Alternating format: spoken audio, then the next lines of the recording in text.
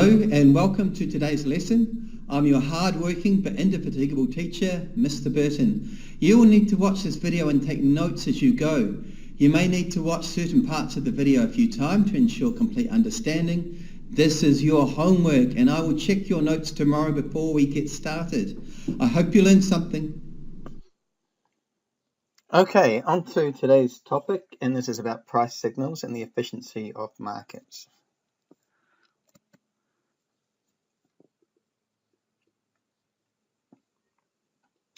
The economic problem. Scarcity is the basic economic problem that arises because people have unlimited wants, but resources are limited.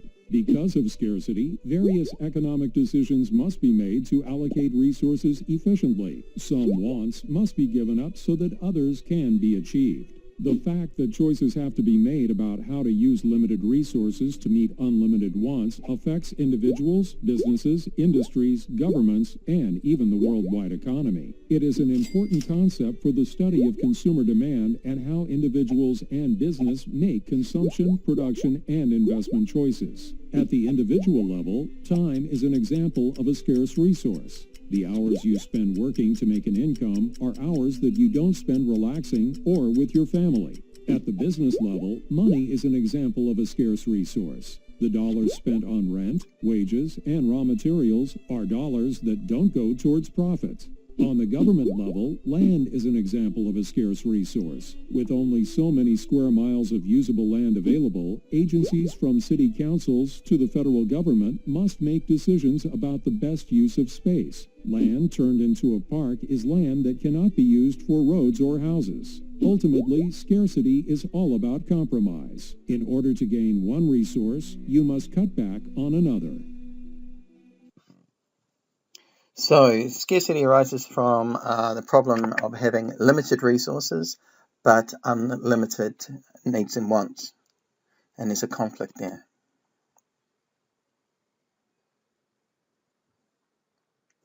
Opportunity cost, central.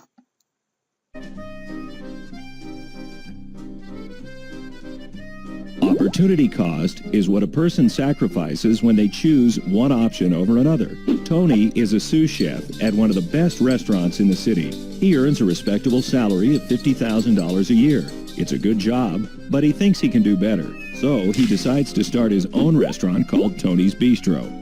In the first year, he earns only 25% of what he made as a sous chef, or $12,500. The opportunity cost of starting his own business is the other 75% of the income that he would have made if he had stayed at his old job, or $37,500. Tony doesn't make too much for the first 4 years his restaurant is open, and his opportunity costs are high. He only earns $50,000 instead of the $200,000 he would have earned at his old job. So his opportunity cost is $150,000. Suddenly, in year 5, Tony's Bistro starts receiving rave reviews from food critics and earning top rankings from Zagat and Michelin. Business is booming, and he's making 5 times as much as he made at his old job, or $250,000 a year. He realizes that if he was still working as a sous chef, his opportunity cost would now be $200,000 a year. Although Tony sacrificed income and his opportunity cost was high in the short term, in the long run, his opportunity cost would have been higher if he had not opened his own restaurant. Okay, so opportunity cost, a key concept in economics. We have scarcity, we need to make choices, and every choice has an opportunity cost.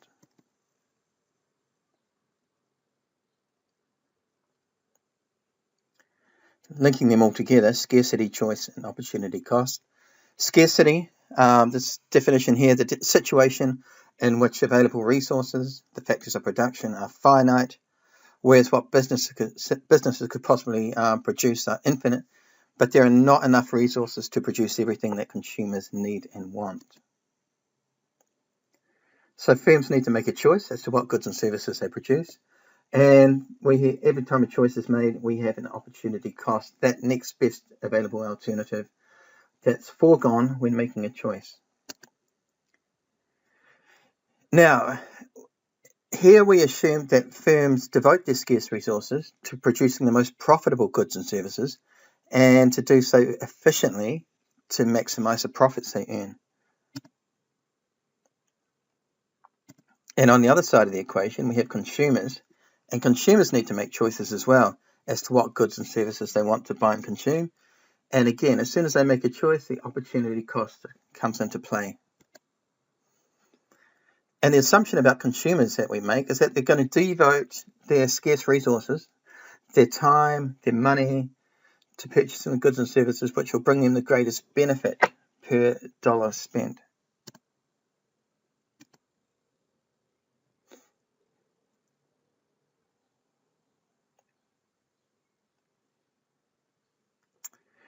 Okay, we know about market equilibrium. This is a market state where supply in the market is equal to demand in the market. The equilibrium price is price of the good, and when the supply of it is equal to the market, to the demand for it in the market. Market equilibrium, where supply and demand meets, determines the equilibrium price and the equilibrium quantity supplied and demanded in the market. Equilibrium price, equilibrium quantity. Quantity demanded equals quantity supplied. So far, so good. This is nothing new.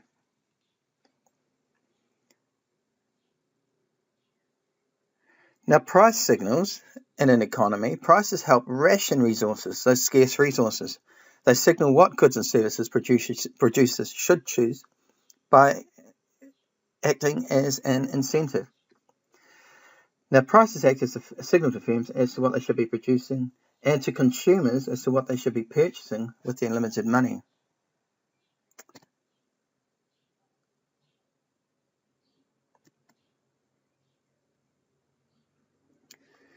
Remember, the opportunity cost, the next best alternative foregone.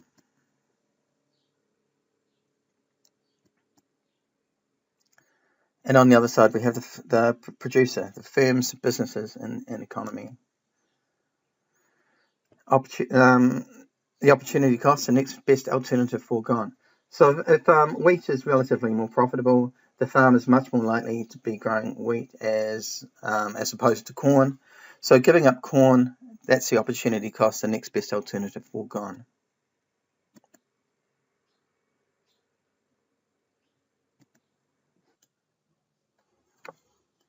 Okay, price signals in a bit more detail here. Let's take, for example, a decrease in the supply of rice, perhaps caused by catastrophic flooding in Thailand, one of the world's major rice-producing nations. Now, we know that the supply curve is going to shift left here, and that will leave the market in a temporary state of disequilibrium, where the quantity demanded by consumers is less than the quantity supplied by producers at that initial equilibrium price before the market has had time to adjust. Now, in the market for rice, price will increase to reflect the increasing scarcity of the good, and as a result of that, two things will occur.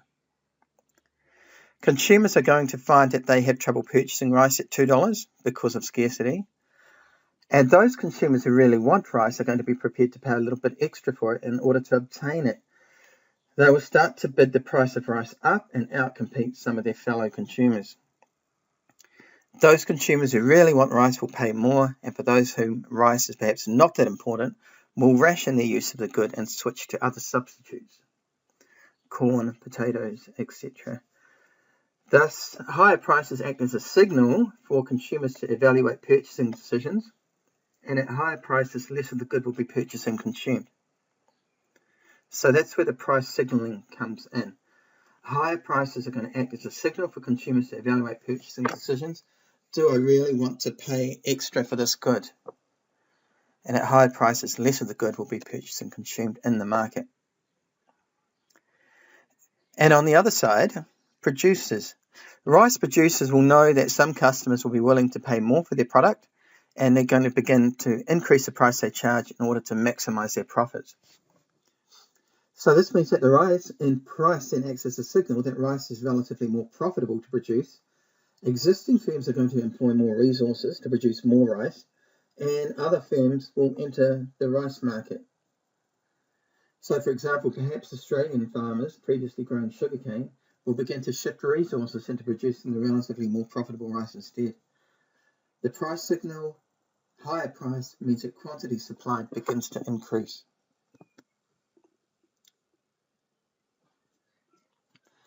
So we can say that price is acting as an incentive, something that motivates a producer or consumer to alter their behavior. And here we can see that higher prices motivate decreased consumption and increased production.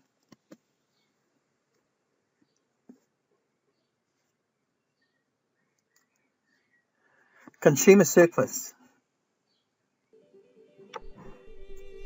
Consumer surplus is an economic measure of consumer satisfaction which is calculated by analyzing the difference between what consumers are willing to pay for a good or service relative to its market price. A consumer surplus occurs when the consumer is willing to pay more for a given product than the current market price. For instance, if you head to the mall prepared to spend $100 on a pair of shoes but find them on sale for $75, you have a consumer surplus of $25. In 1901, when J.P. Morgan was negotiating with Andrew Carnegie for the purchase of Carnegie Steel, Morgan asked Carnegie to name his price.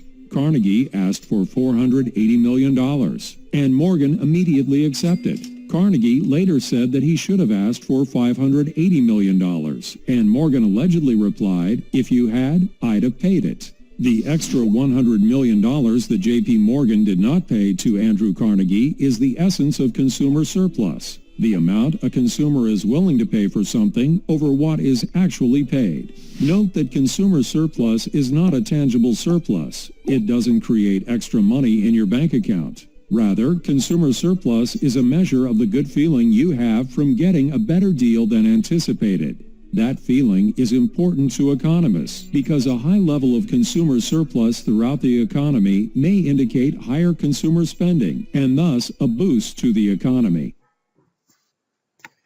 Okay, so this is a central focus here in price signals, consumer surplus and producer surplus as well, which we'll look at later. So here's our definition for consumer surplus, and we've got it modeled here in our supply and demand diagram on the right here. So consumer surplus is the difference between the total amount that consumers are willing and able to pay for a good, indicated by the demand curve, and the total amount that they actually do pay, i.e. the market price. So it's the area above the price and below the demand curve. Remember, the demand curve reflects individual consumers in the market and their demand for a particular good or service. So we have all these people up until 400 that are willing and able to pay more than $3 for the good in question, willing and able to pay more for the good in question, but they end up paying just $3.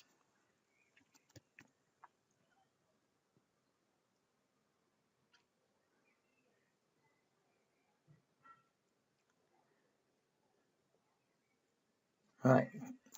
Supply and demand, where they meet equilibrium price of $2 and equilibrium quantity of 80,000 units. So the demand curve represents the quantities of a good or service that consumers are willing and able to buy at a range of prices. Equilibrium prices determine where supply meets demand.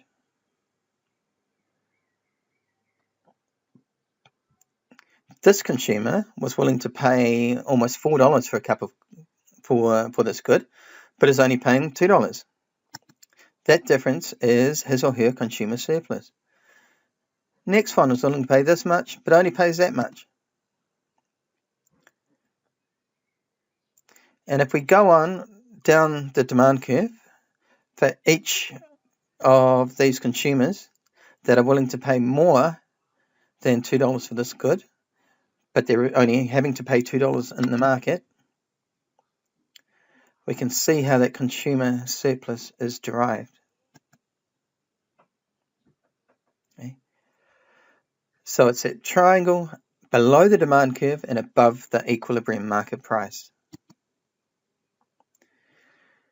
The difference between the total amount that consumers are willing and able to pay for a good or service, indicated by the demand curve, and the total amount that they actually do pay, i.e. the market price, that is our consumer surplus.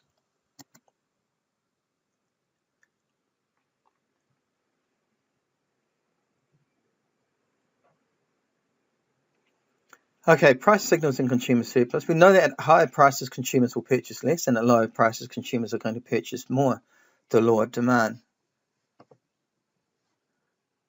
So we can see the effect here of a shift in supply on the consumer surplus. An increase in supply makes that consumer surplus look bigger, and a decrease in supply makes the consumer surplus smaller. And that's all due to price. So as price decreases, the consumer surplus increases. The price signals to consumers to buy more, quantity demanded increases, and also those consumers willing to pay above equilibrium price are going to receive a greater additional benefit from each purchase. They pay even less now than they were prepared to. And the opposite on the other side, when the price increases. So as the price increases, consumer surplus decreases. The price signals to consumers to buy less, quantity demanded decreases. Also, those consumers willing to pay above equilibrium price are now receiving less additional benefit from each purchase because the price has gone up. The difference between what they're prepared to pay and what they were actually paying diminishes.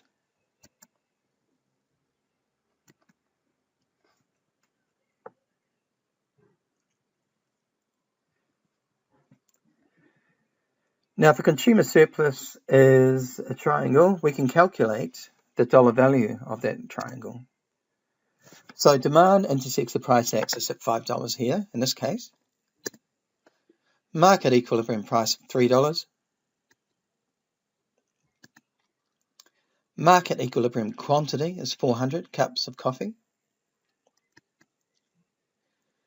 So we just find the edges of our triangle, and the vertical edge is $5 minus $3, which gives us $2. And then $2 times 400, that's the quantity being bought and sold in the market, 800. And we know it's a triangle, so that's half base times height. That's a little formula there. So 800 divided by 2, the consumer surplus is $400.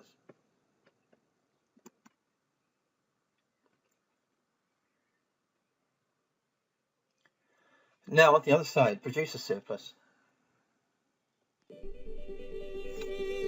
In economics, producer surplus is the difference between the price at which the producer actually sells a product and the minimum price the producer would have accepted for the product. The surplus comes from the producer being able to sell its products at a higher market price than its minimum price. On a typical supply and demand curve, producer surplus is the area on the graph to the left of the supply curve and below the equilibrium price. Assume AAA Widgets is willing to sell 5,000 widgets at $7 each. If there are only 5,000 widgets available on the market in total, consumers are willing to pay $12 per widget. Of course, AAA Widgets is going to sell all 5,000 widgets at the $12 price, making an extra $5 profit per widget for a total of $60,000. The total amount they would have received had they sold at their accepted $7 price would have only been $35,000. AAA Widgets' producer surplus is $25,000, which is the difference between what they received, $60,000, and what they would have accepted, $35,000.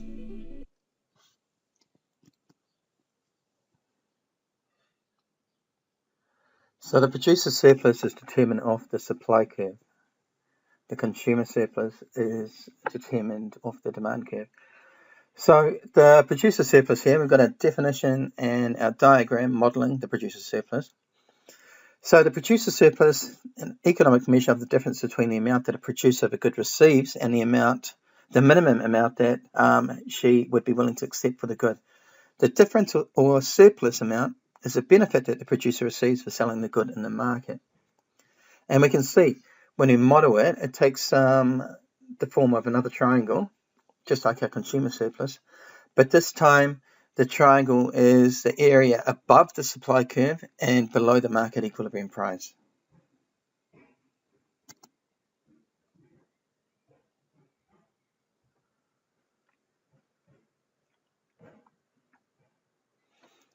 So in our market demand and supply diagram, an equilibrium price is determined and an equilibrium quantity is determined. The supply curve represents the quantities of a good or service that producers are willing and able to produce and sell at a range of prices. And equilibrium price is determined where supply meets demand. Now, the supply curve is a representation of all the individual firms in the market supplying a particular good or a service. Now, we have some very, very efficient producers who are willing to make a profit and supply the market at much lower prices than others. But because the market determines a higher price for these guys, they're going to receive more than they were willing to supply the product for. Slightly less efficient producer was willing to supply at that price, receives a market price. And all these efficient producers who could supply the market at below the market equilibrium price are accumulating a little added bonus. All of those producers that were willing to supply the market below the market equilibrium price of $2, they all add up to the total producer surplus. So this is an economic measure of the difference between the amount that a producer of a good receives and the minimum amount that they would be willing to accept for the good. The difference or surplus amount is the benefit that the producer receives for selling the good in the market.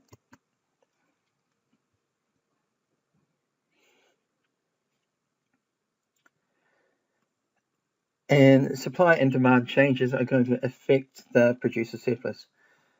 As the price goes up, producers like higher prices, producer surplus will become larger. For example, if there's an increase in demand. If the price falls, then the producer surplus falls. Producers like higher prices, they don't like lower prices. Okay, as price increases, the producer surplus increases. The price signals to producers to supply more. Quantity supplied increases. Also, those firms willing to receive below equilibrium price are going to receive greater additional benefit from revenues profits from each unit of output sold. So they're going to become relatively more profitable. But if price decreases, the producer surplus also decreases. Now, the price is signaling here to producers to devote less resources and supply less. Quantity supplied will decrease. And also, those firms willing to receive below equilibrium price will receive less additional benefit now, and that's lower revenues, profits, from each unit of output sold. So, key with supply is profitability, and here they become relatively less profitable. So, the price change in our price signals, a price change will result in there being a difference between what the consumer is willing and able to pay for a good or service and the actual price paid by them in the market. And likewise, a price change will result in a difference between what the producer is willing and able to supply the market and the price they receive for the good or service. Thus, as the price of goods and services change in the market, then the producer and consumer surplus are going to increase or decrease respectively. Producer and consumer surpluses are going to change too.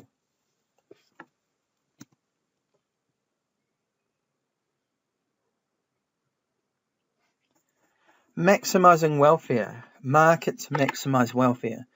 In competitive markets, society's welfare is maximized at equilibrium because equilibrium price means that resources are going to be allocated efficiently. The consumer surplus and the producer surplus are maximized in a competitive market. Consumer surplus plus producer surplus is equal to social surplus. And this is the additional benefit producers and consumers receive at a given market price. Social benefit is maximized when the producer and consumer surpluses are also maximized. So if the social surplus is maximized, then we can say that the welfare of society is also maximized.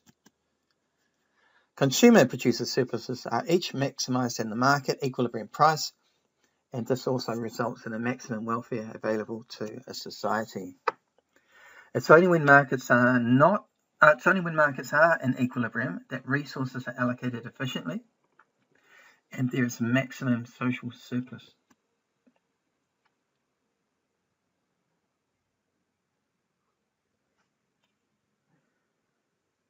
And this brings us to a key concept called allocative efficiency. Now, the best allocation of resources from society's viewpoint, where production represents consumer preferences, producers are supplying what consumers actually want and need. In particular, every good or service is produced up to a point where the last unit provides an additional benefit to consumers and producers. Allocative efficiency occurs when the market is in equilibrium and the social surplus is at its maximum. So where supply meets demand is a point of allocative efficiency in a competitive market.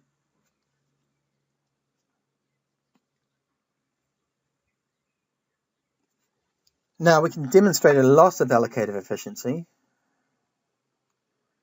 So here we have our free competitive market. We have our consumer surplus.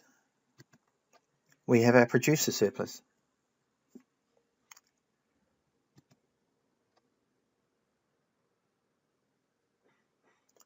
We have our social surplus, producer surplus plus consumer surplus.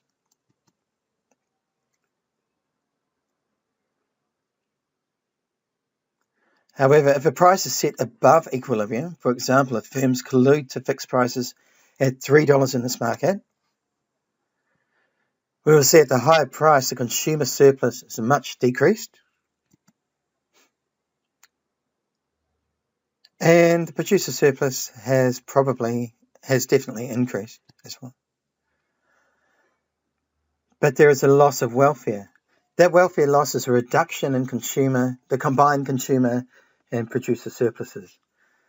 So even though the producer surplus has risen with the collusion, fixing prices at $3, the consumer surplus has decreased by more, resulting in an overall welfare loss in this market.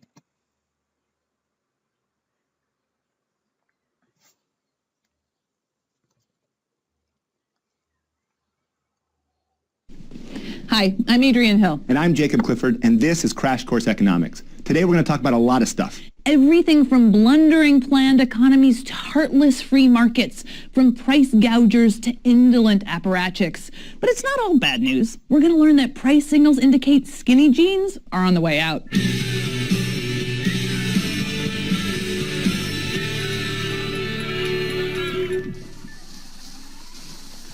We've talked about the difference between free market economies, where supply and demand determine what gets produced, and centrally planned economies, where government agencies decide what gets produced. Today, we're going to expand on that and discuss why competitive markets have been more successful at providing most of the things people want. Central planning has some upsides. Everyone who wants a job has a job, and production aims to meet an idealized version of society's collective goals.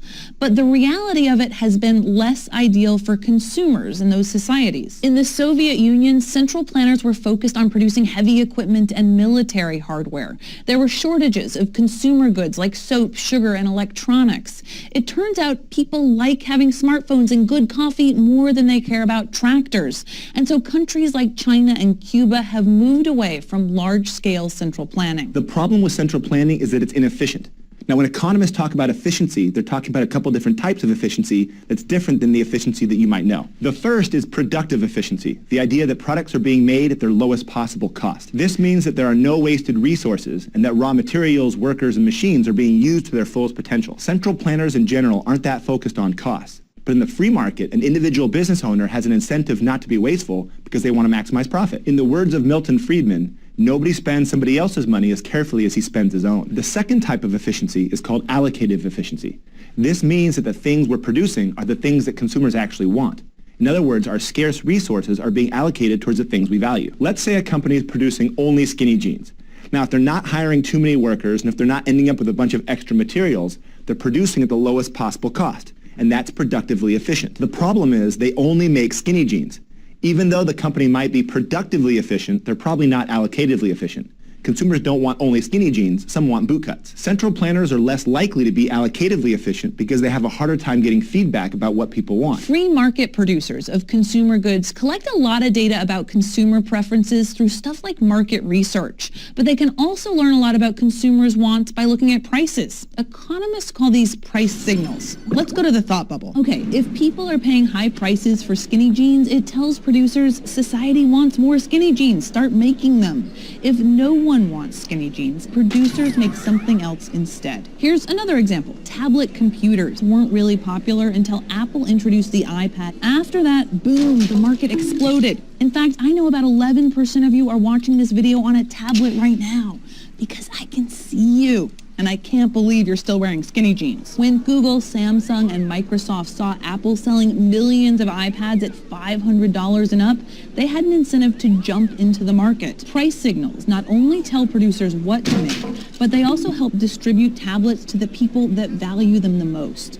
For example, if someone's grandma doesn't really want a tablet and she was only willing to pay $20 for one, she doesn't get it, unless her grandkids drag her into the 21st century by giving her one for Christmas. Some economists love price signals so much that they argue against the tradition of giving gifts. This argument was popularized by economist Joel Waldfogel, who argued that gift giving is inefficient.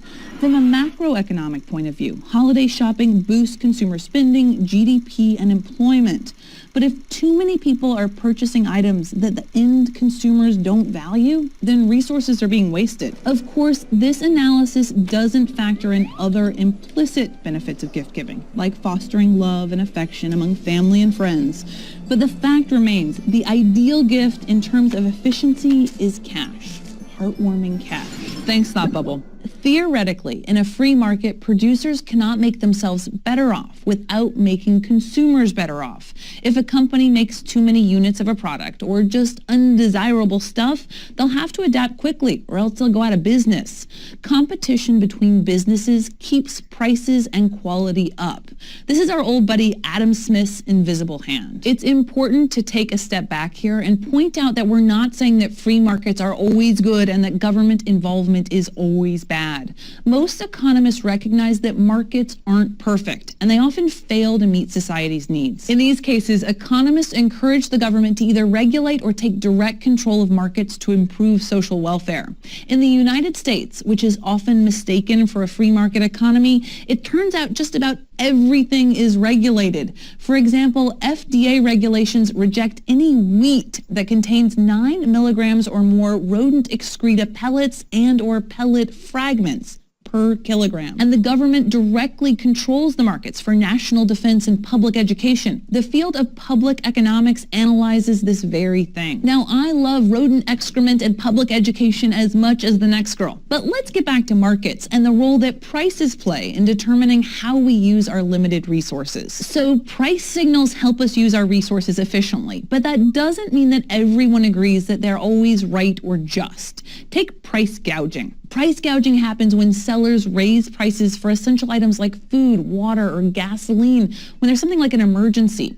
Some argue that this practice exploits consumers and is an example of the cruelty of markets. In the U.S., anti-price gouging laws have been enacted in 34 states. But many economists say that these laws promote inefficiency and actually make the problem worse. They argue that allowing prices to increase in times of crisis encourages others outside the disaster zone to haul in and sell essential goods. If prices aren't allowed to increase, then there's less of an incentive to bring this stuff in. Furthermore, higher prices for things like batteries, sleeping bags, and generators mean that people who don't really need them won't buy them, making them more available to people who do. Now, it might not always be government laws that limit price gouging. It may be the desire to earn profit that actually keeps prices down. It's clear that businesses can earn a ton of profit in the short run by price gouging, but what happens in the long run? Consumers are likely to remember how they were treated. This is part of the reason some businesses like Walmart has an emergency operations center and an in-house meteorologist to interpret weather patterns.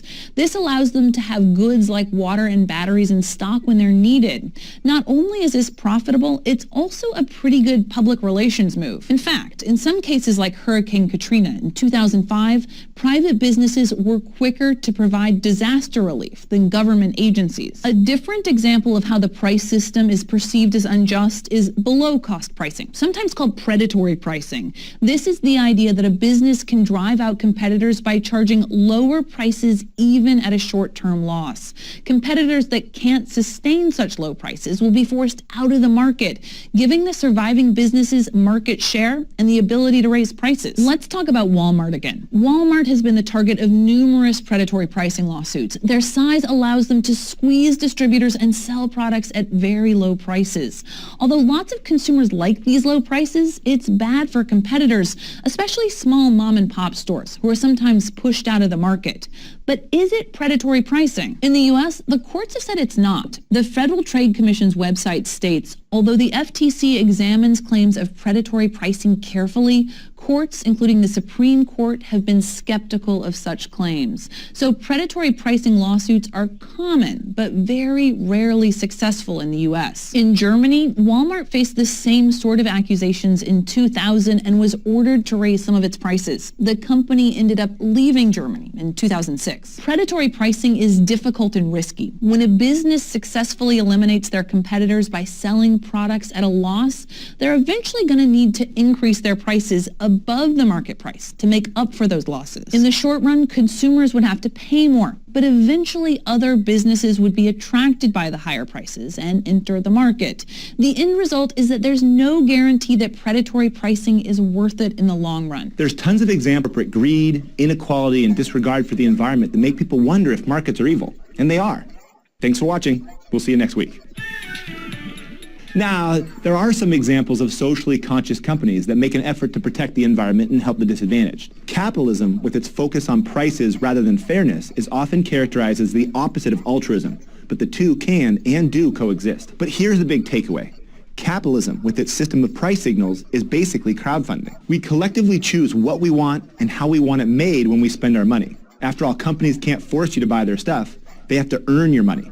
Now, if you want to see real changes in the world, don't just complain that corporations are greedy. Expect more from them. We also need to expect more from ourselves. If you disagree with the way a retailer treats its workers, then don't buy from them, even if they do have the lowest prices and convenient delivery options. If we as consumers want our purchases to have a positive impact, it's on us to seek out companies that try to improve the world.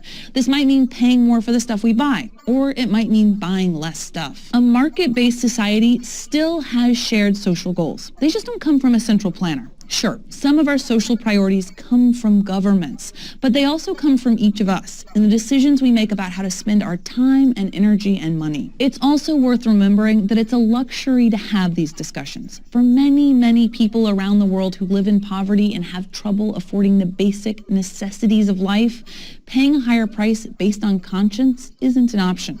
Thanks for watching. We'll see you next week.